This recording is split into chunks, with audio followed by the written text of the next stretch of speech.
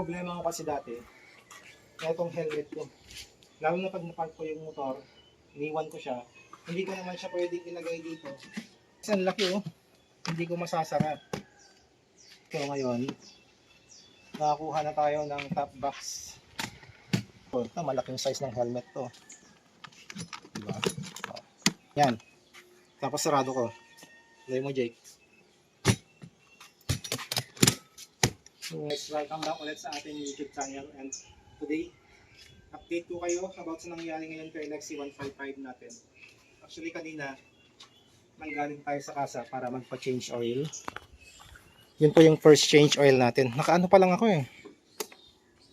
So, yan po yung tinakbo niya guys. 453 kilometers. Yan po yung first change oil ko. So far, smooth na smooth yung takbo niya. At syempre, after ko mag-change oil, dumaan na tayo sa sa shop para mag-upgrade ng konti, maglagay ng konting accessories para sa ating motor. At eto nga, nilagay natin itong top box tsaka yung bracket niya. Actually, may mga bracket na unang nilagay, kaso ang problema, hindi siya nag-fit. Jake, pakita natin itong ano. Eto. May nilagay siyang una dito eh. Ang problema nga lang, hindi siya nag-fit dito. Parang ano siya ng konti, masikip siya. So kailangan mo siyang i-bend pa para mag-fit lang. Yun yung una na bracket kanina. Tapos, yung pangalawa namang bracket na nilagay niya, nag-fit naman. Ang problema nga lang, dito, nakaangat siyang ganyan. So, parang pangit tignan. Pag nilagay mo yung top box niya, parang naka-slanting na. And the last one, buti ito nakita niya. Na-try namin. Actually, nakita ko to sa katabing nakapark na motor, which is MIUI 125 ba yun? Ito rin yung bracket na ginamit. So, saktong-sakto lang siya.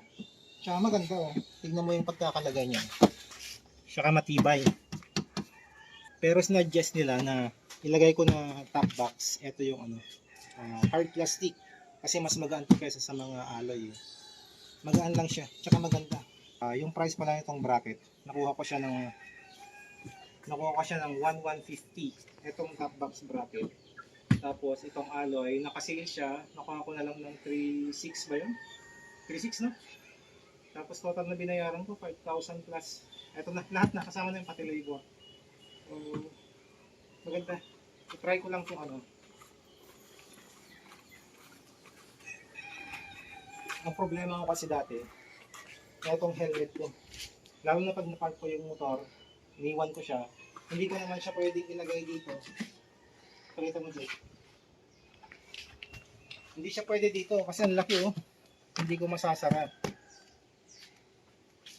So eto ngayon, nakakuha na tayo ng top box. So, wala na tayong problema. Ito pala yung stock na ano niya. Tawag ito? Handlebar ba to? Or grab bracket? Siguro. Hindi ko alam. Ito yung stock niya. Subukan mong ilagay yung helmet ko. Ito, malaking size ng helmet to. Diba? Yan. Yan. Tapos sarado ko. Lagay mo, Jake. So, okay na. Pag lumalabas ako, hindi ko na kailangan bitbitin pa yung helmet ko. So, napakalaking tulong talaga pag may top box yung motor. So, ayos. Ayun. Nasolve na yung isang problema ko. Ang gagawin ko na lang siguro is eto nga. Etong gulong. Papakapalan natin to. Yung mas malapad ng konti. Harap tsaka likod. Stock kasi ito, ano to eh. 90 by 100. Ito. 90 by 100 by 90 by 14. Tapos sa harap, 90 by 90. So, papakapalan lang natin yan. Solve na ako dyan. Ito, yung shocks niya. So far, wala naman akong issue dyan. Hindi naman ako naghahangal pa na paduwal siya kasi wala namang issue natin. Malambot siya, actually. And so far, sa Lexi na to na gamit ko. Napakaganda guys. Napaka-smooth ng takbo. Matulin siya, malakas. So, all goods tayo dito.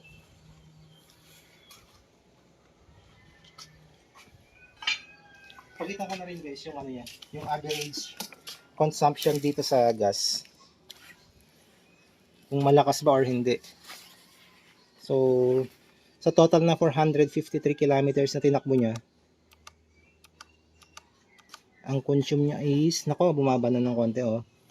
34 na lang. Ba't kaya bumaba ya? 34 kilometers na lang per liter. Dati kasi ano yan eh, 39. Siguro, aangat pa naman yan. Pero okay lang. Hindi pa naman yung malakas na malakas talaga sa gas. So far guys, approve na approve sa akin si Lexi. Matry ko lang sakyan ha. Para sa mga gusto magka-idea kung gaano ba kalaki si Lexi. Ako 5'7", 5'8", 75 kilograms. Ganito siya. Isang cake. Ganyan siya. Kaya maganda, yung paa mo, pwede ko siyang i-stretch dyan. Ito. Na-stretch ko siya. Tapos, sakto pa yung angkas mo dito sa likod. For example, angkas ako.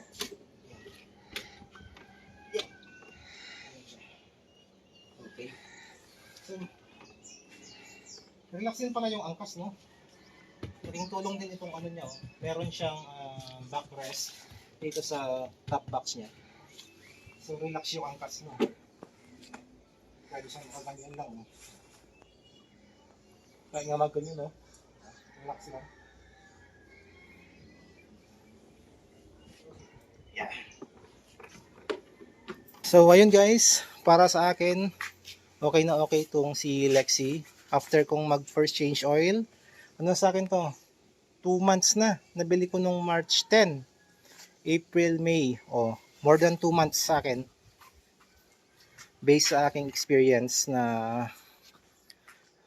bilang driver, nitong si Lexi 155 na to. All good siya. The best. Napakaganda.